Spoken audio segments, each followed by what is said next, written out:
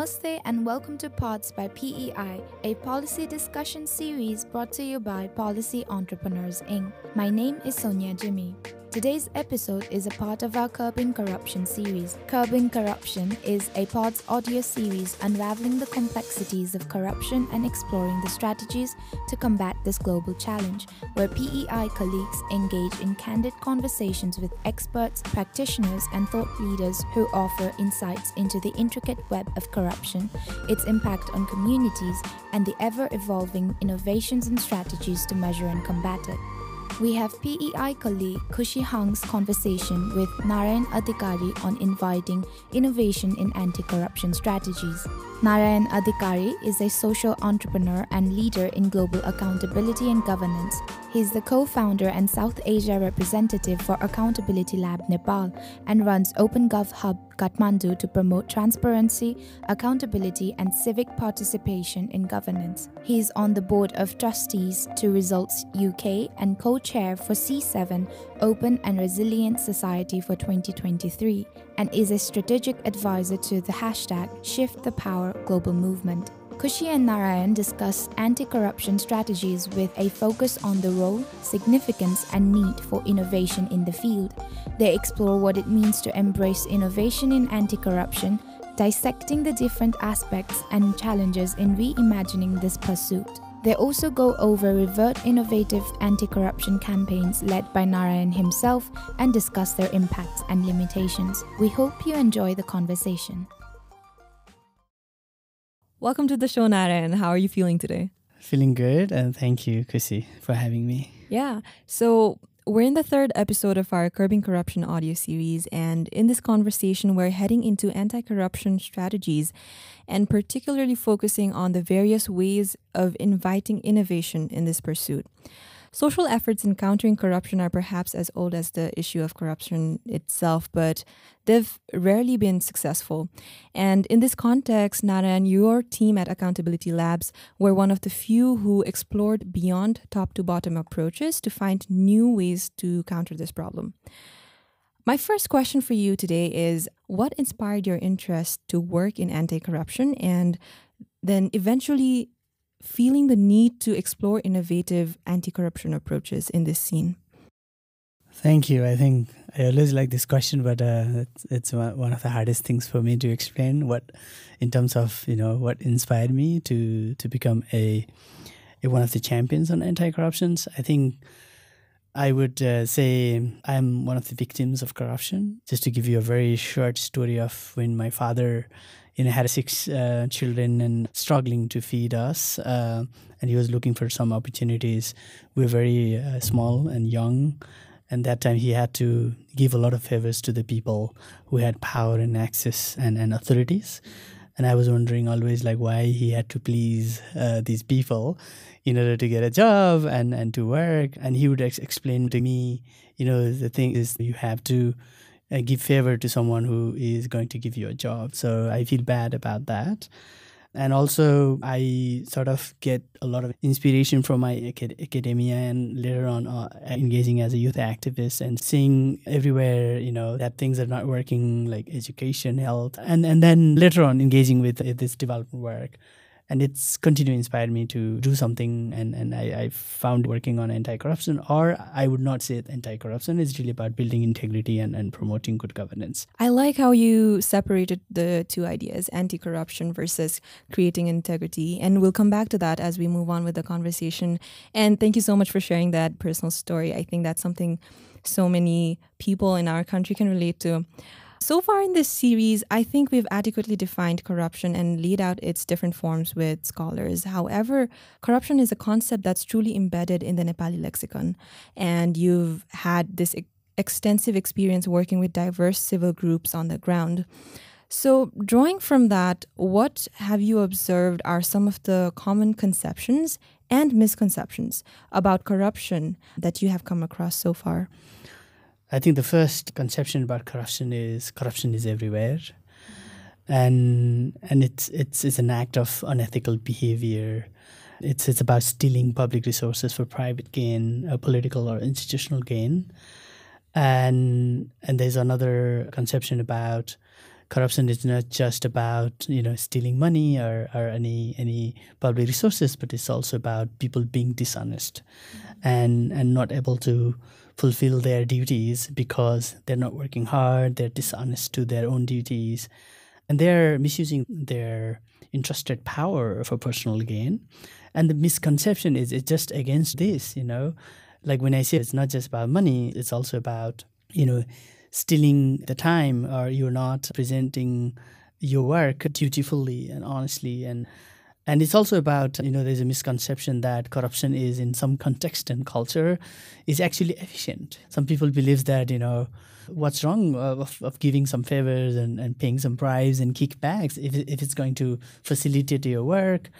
It's simply giving gratitude to somebody who has done so much of my work. I went to the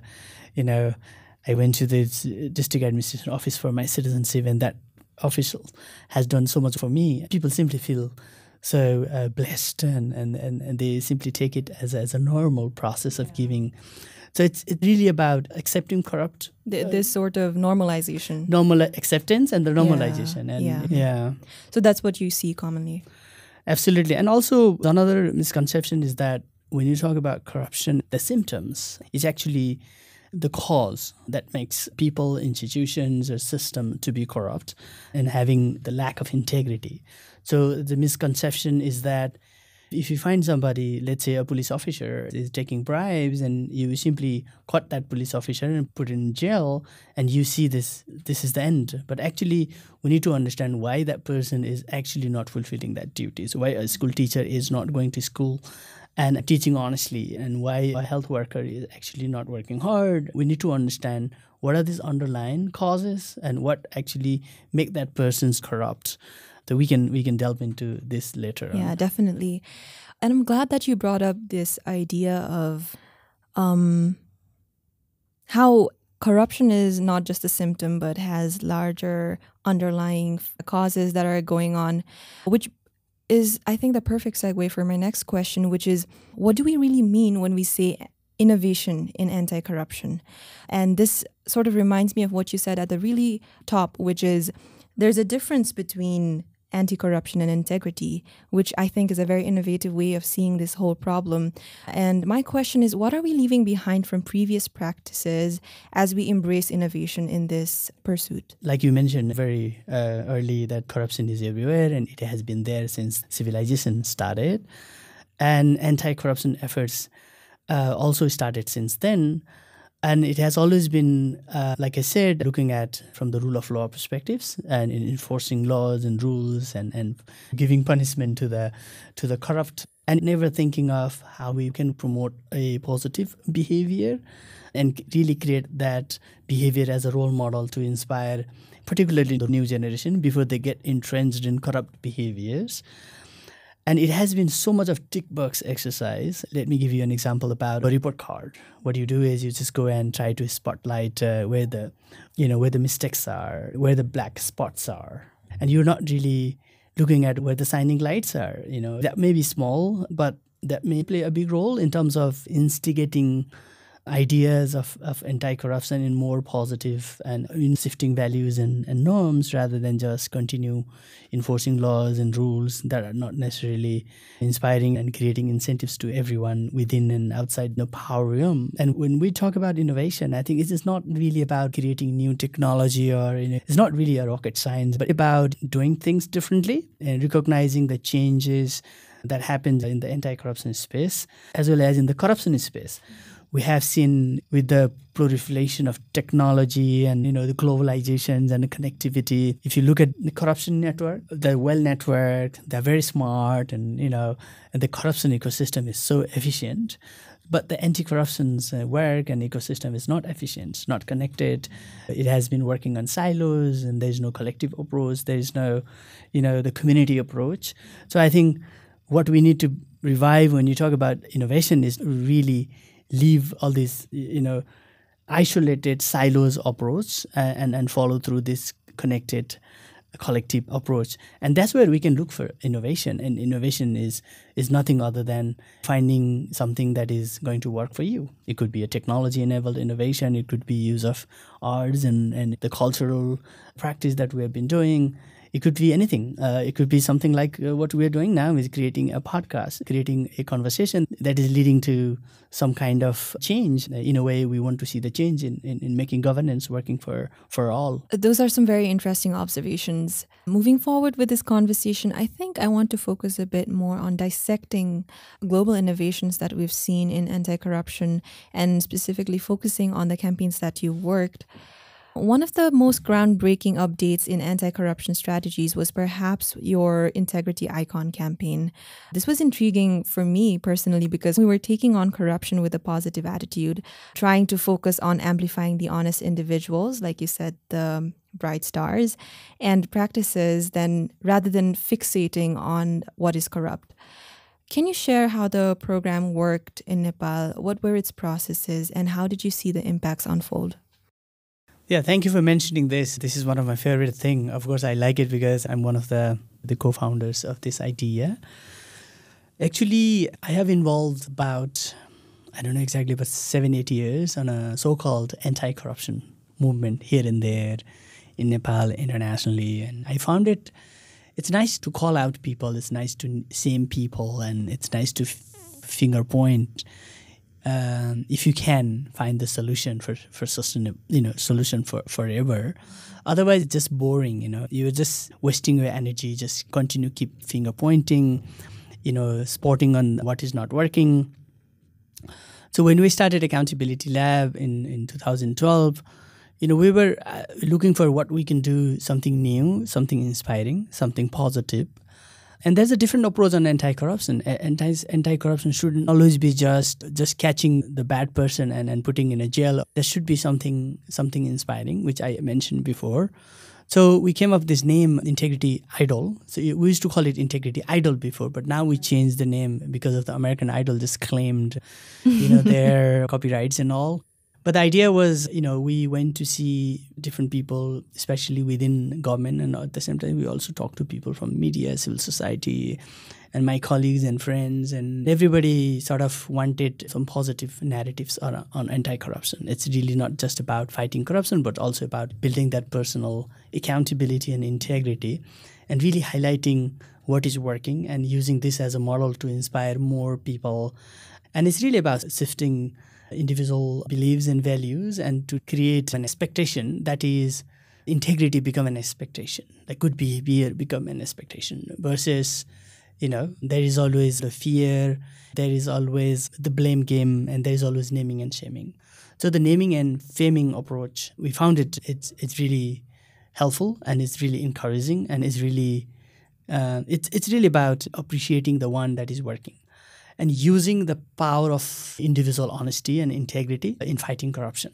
In a way, it's an anti-corruption approach, but more positive. I think that the end game is to create a network of honest individuals within the system and an ecosystem around that, and they begin to build this conversation where they are and to use integrity icon as a means to transform institutional integrity.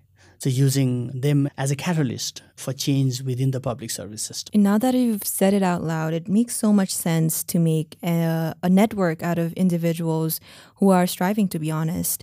This particularly hit me because when we imagine corrupt individuals, we typically imagine a syndicate. They have a community of their own selves, but the ones who are trying to do it right are often isolated. So that's amazing. Another thing that popped in my head was that as you were trying to highlight and celebrate these integrity icons, you were also stigmatizing corruption and dishonest behavior, which for me ties back to the idea that corruption is so normalized in our societies. So amazing. Something that I really wanted to ask as a follow-up of this question is, corruption is something that is, as we say in our intro, it's painstakingly elusive and it's really hard to measure and define. But so is integrity. So in your process, in your campaign, how were you able to sort of shortlist these individuals and how were you able to measure your impacts? How were you able to maneuver over these very abstract ideas? It's hard. I mean, thank you for... It's hard, but we have developed various indicators for this. Just to give you a short answer, we looked at 3 basic framework. One is we looked at individuals. individual characters, like how honest that person is. And again, it's so hard to define honesty. You may ask me another question, like how do you define honesty? It's really about the conversation that we have with these selected nominees, and going through this long conversation, and also getting a lot of reference from people. Could be a service seeker or other colleagues, media and civil society. So the first framework, what we look within the individuals, like how honest that person, how dedicated that person looks, how approachable that person is, how humble that person looks. It's really a long process of first trying to understand that person as a person, right? So while we're looking at this approach, we first forget everything else. We forget about that person is a public servant, or he or she is a joint secretary or undersecretary or officer or assistant. We just looked at how this person, behave well with the service seeker, with him or her colleagues, and how that person's actually recognized as an individual. So there's individual characteristics, the quality, the value system, and what that person likes, dislikes, how he or she behave with others. And the second one is we go into the duties, the responsibilities, because the public servant is meant for certain duties, and how that person is actually performing his or her duties. And that comes with the relationship with the public, relationship with departments, relationship with the stakeholders. It's really about the work domain, right? And how innovative that person is, right? Everybody does the same things, because we don't expect a public servant, for example, a nurse, be so innovative. It's not always about innovation, but it's also about how that person is proactively seek solution to facilitate the public service delivery system. How inclusive that person is how humble that person is. As a public servant, whether that person is creating an environment that people who come for services feel welcoming, approachable, and respected, and everybody feel dignified while you are having interaction with that person in relation with the work. And the third domain we looked at is whether that person continue to do the good work with honesty or not. However, we have instances when you award someone today and tomorrow that person turn as a corrupt individuals. You don't really know how that person's behave in the future. The person can be changed with the ambitions and environment, and it could be from the peer pressure or family pressure.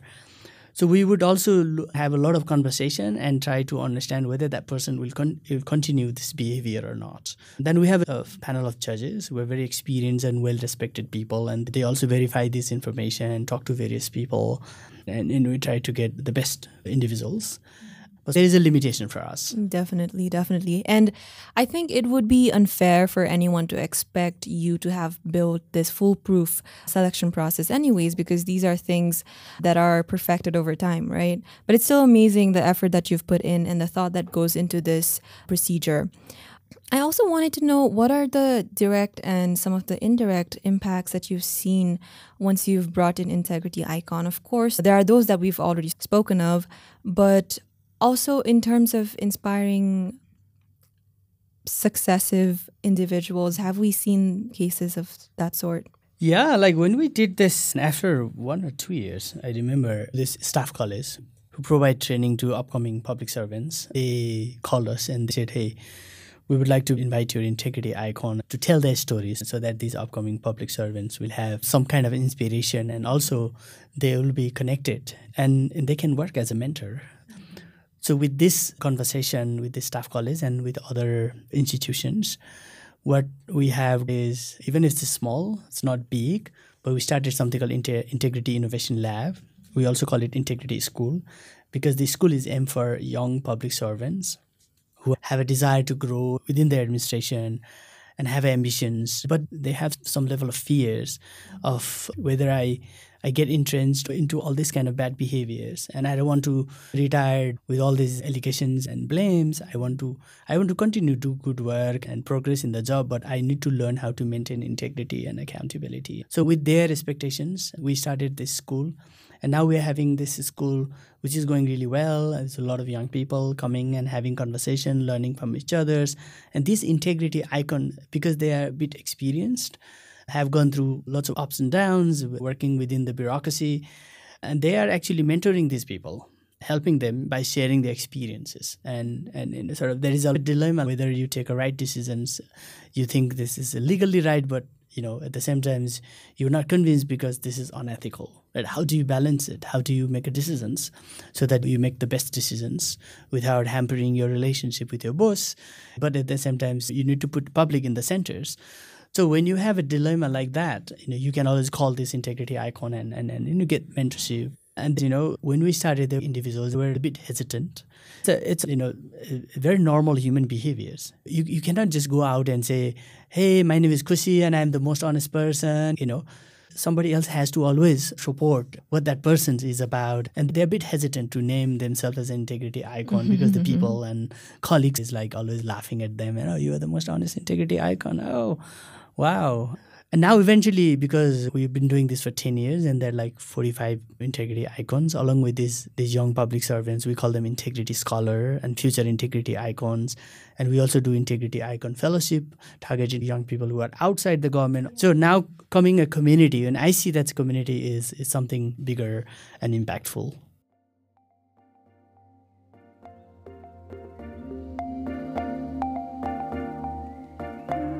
Hi there. This is Somit Nupani from Policy Entrepreneurs Inc. We hope you're enjoying Pods by PEI. As you know, creating this show takes a lot of time and resources, and we rely on the support of our community to keep things going. If you've been enjoying the show and would like to help us out, we'd really appreciate it if you could become a patron on Patreon. Patreon is a platform that allows listeners like you to support creators like us with a small monthly donation. Your support will go a long way in helping us continue creating high-quality content for you. So if you're interested in supporting our show and becoming a part of our community, head on over to Patreon and become a patron today. You can find us at patreon.com/podsbypei. Every little bit helps, and we can't thank you enough for your support. Now let's get back to the episode. Yeah, it's really interesting that you talk about young people and the youth, because they've been really prominent focus in your campaigns. And not just you, but even globally, we see that a lot of these bottom-up efforts against corruptions and other social problems are starting to focus on the youth, with larger international programs starting to create forums and channeling funds, all focusing on the youth. Why do you think young people are taking the center stage for social issues like corruption? And maybe as you tackle this question, you can explain your own rationale as to why you were looking into working with more youth. I think maybe it's the need of a time. Young people around the globe are not satisfied in terms of what is working politically. And because by their age and ambition, they're always dynamic, vibrant. Maybe for that reasons, they want to see some change. And I'm sure you're speaking from your own personal experience absolutely, as a youth activist. Absolutely. But there's there's big changes between my time when I was young and today's young generation. There's a vast difference. One thing is that today's young people are more entrepreneur. They have more access to information, access to technologies. For example, when government banned TikTok, many young people, my cousins, they're pissed off with the government because they were starting some business. They're selling some stuffs on TikTok and making their livelihoods, right? They're not dependent on their parents, even though their parents are very rich. So when young people wants to do something and they're not getting a favorable environment, right? So they're not satisfied with the system. And they know that there is corruption, there is lack of accountability, there's no access to opportunity, access to, information. And I think eventually they get frustrated and they want to get involved in this change process. We can also recall this experience with the last election. We could definitely see more young people coming to the seats because, on one hand, the young people wanted to intervene. But on the other hand, there was a growing frustration and people wanted to power their frustration with somebody they see as a potential force to change the society. That is one. That's why the young people, I think, they're more interested. And young people today are more connected than ever globally, right? They have access, they learn from each other. Something that happens in South America today, there's young people from here, Kathmandu, they can easily know what's going on there, and there's influence from everywhere. And in my experience, I mean, the work that we are doing within Accountability Lab is when we talk about making governance work for people, it is always not about fighting corruption. It is always not about doing a lengthy workshop and conferences and so-called development, but it is also about, are we investing on the right thing? And are we aligning our strategy and thoughts towards more entrepreneurial approach in fighting all kind of social evils? Right? That's why we come up with these ideas called Accountability Incubator, where we call young people who have ideas coming from anywhere, like someone who knows how to play best guitar or good musicians or artists. So we call young people who have ideas and we provide a support to build that ideas. That's why we call it accountpreneurs, the accountability entrepreneurs. So because we didn't focus much on entrepreneurship, we became more vulnerable. We're always looking at the funding, coming from donors, and we're doing great, and we're so active and vibrant until we have money. Then everything gone, right? So what we can do something that is more entrepreneurial and based on somebody's passion, interest. And if organizations like us, if we begin to invest on innovative ideas coming from young people, it will definitely take up, and young people have more time to test ideas and to fail and to learn and to intervene. Definitely. Another aspect of innovation that I've observed is a focus on arts, culture, and creative media. I'm seeing grants for street art, murals, literature, music, and performative arts in the cause of anti-corruption. And as I observe this, I think this is a very sharp detour from the traditional top-down approach that we previously had. What is the role of these previously undermined aspects of society in creating an effective social mobilization against corruption? The one thing, the one risk is that if we are not supporting somebody who loves, let's say, music, then you are simply losing that person in the fight against corruption. If you just keep talking about let's fight against corruption, go to a street, do some workshop, do some report cards, the person having interest in music will never come. And the person who loves the arts and mural, they never come to the so-called anti-corruption movement. So you're literally alienating people, especially young people coming from diverse backgrounds and skill sets and talents. So that's why it's bringing, accepting all kind of ingredients. It could be music, films, and theaters, and using technology, new media. It's really, really important. And then you are creating a space for everyone, and you're creating a platform. You are using power of music to fight corruption by creating inspiring stories and shifting social values and norms. You're using arts in similar ways, and you are promoting social entrepreneurship that may create something, let's say, use of technology and tracking information and creating that information repository and enabling large number of people with the information they need to demand accountability. Mm-hmm. So I understand that it's not only about finding these new expressive ways of communicating the idea, but also bringing more people and more individuals into the movement by drawing into their own passions. Absolutely. I like your point about individual. My own observation on how this development work happened in Nepal, especially the citizen-led development or NGO-led development, is more institutional.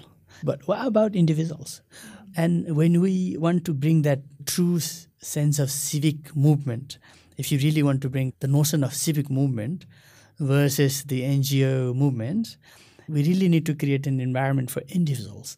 Every individual have something to contribute. Every individuals have potential to bring changes. So I think giving space for innovation and creativity is really about giving space for individuals, and especially individuals coming from unlikely networks and coming from marginalized communities who are often not considered as a community for change, rather a community for sympathy. That point on marginalized communities, I understand that working with grassroots communities with an intention of empowering those who have been marginalized sounds incredible. But obviously this task has its own challenges, especially in a country like Nepal where there are multiple hierarchies that lock free interactions between people of different gender, caste groups, ethnicity, or even age groups. There's a huge divide between them. Additionally, the benefits of corruptions are distributed in ways that benefit those who are benefiting from the structures or social hierarchies already.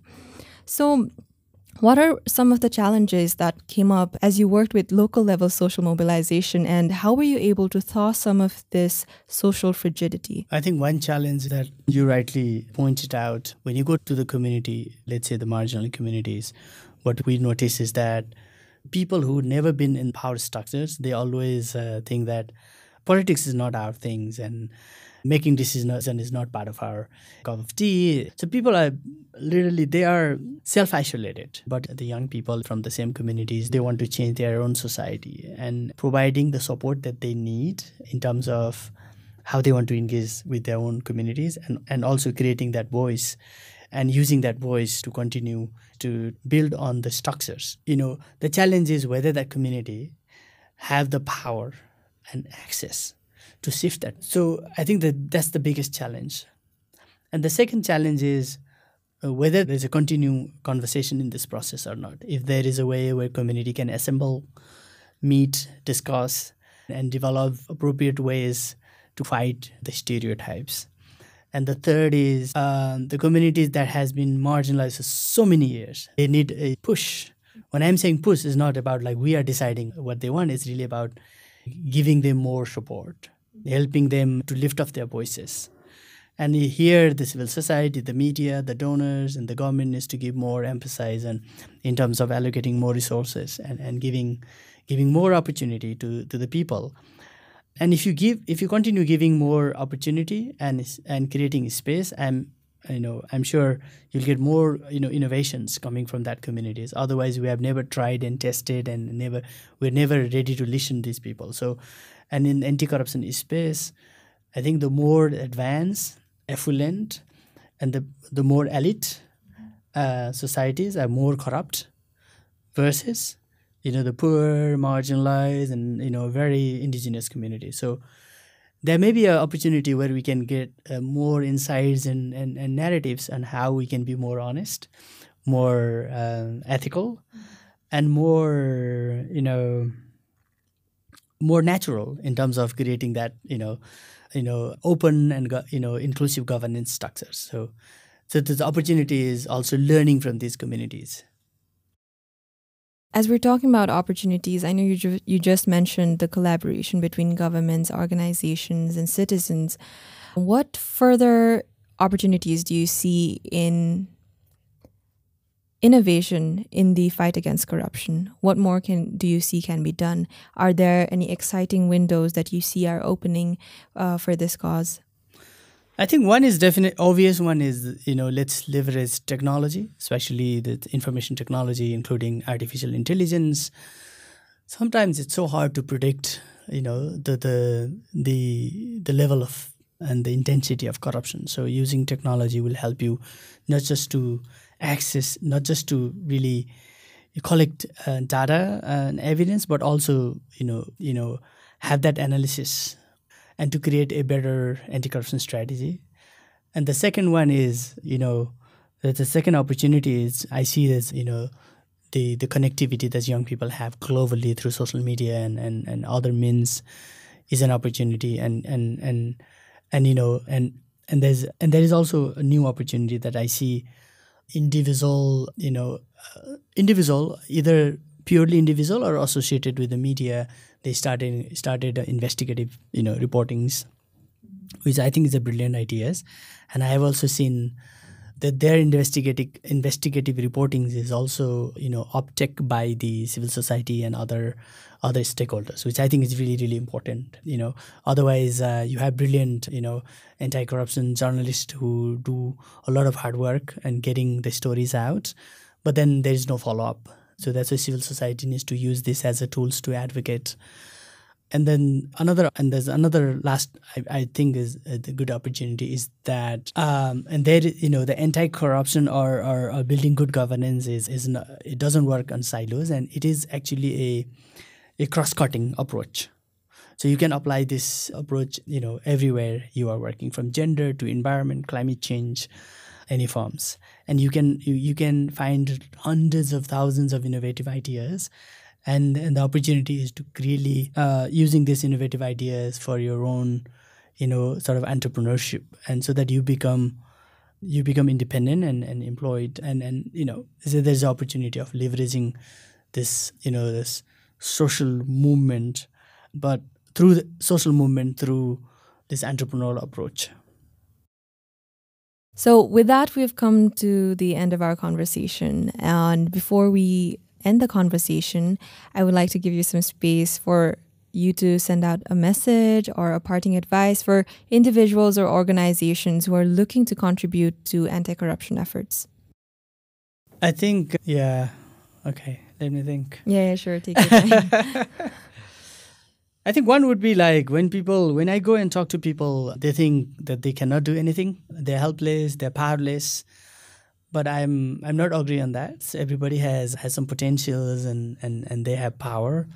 Even if it's about creating some kind of conversation or providing information or asking question or lodging some complaints about what's about anything that you see is not going well, is a big contribution. So I think there is there's a role on individuals. So let's continue let's continue play our role to provide insights and stories and also the questions to the authorities.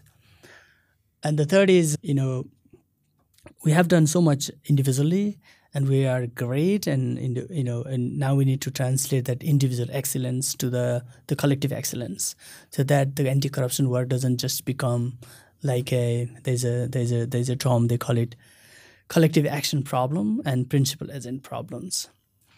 And the third is let's never consider this corruption. There's a perception that people think, oh, doing a little bit of corruption is not a bad idea. It's actually great incentives. No, you may see some incentives now, but eventually it will erode trust in our society. It will undermine development, and it will undermine the human potentials. So the corruption is always bad, right? And the third message is that, third or fourth or fifth, I don't know, whatever, how many messages so far, but anyway, I just forget. It's all right if that's the last one. I think that's a great note to end with. Thank you so much, Narayan, for being on the show. Thank you for having me. And it's good to have this kind of conversation with you. Thank you so much. We wish you all the best for your future endeavors. And thank you. And I really like your podcast, and thank you for creating a series on this topic. Oftentimes people don't like to talk about corruption and anti-corruption, and to be honest, it's not easy. And to be honest, it's not so easy to give you the facts, and it's not something like you're building roads and building a transmission line or distributing medicines. And it's really about shifting values and creating institutions and empowering a generation. So thank you. Thank you for doing this. Congratulations. All right. Thank you. Thanks for listening to Pods by PEI. I hope you enjoyed Kush's conversation with Narayan on inviting innovation in anti-corruption strategies. Today's episode was produced by Nirjan Rai with support from Kushi Hang, Ridesh Sapkota, and me, Sonia Jimmy. The episode was recorded at PEI Studio and was edited by Ridesh Sapkota and Nirjan Rai. Our theme music is courtesy of Rohit Shakya from Jindabad. If you liked today's episode, please subscribe to our podcast. Also, please do us a favor by sharing us on social media and leave a review on Spotify, Apple Podcasts, Google Podcasts, or wherever you listen to the show. For PEI's video-related content, please search for Policy Entrepreneurs on YouTube. To catch the latest from us on Nepal's policy and politics, please follow us on Twitter at tweet2PEI.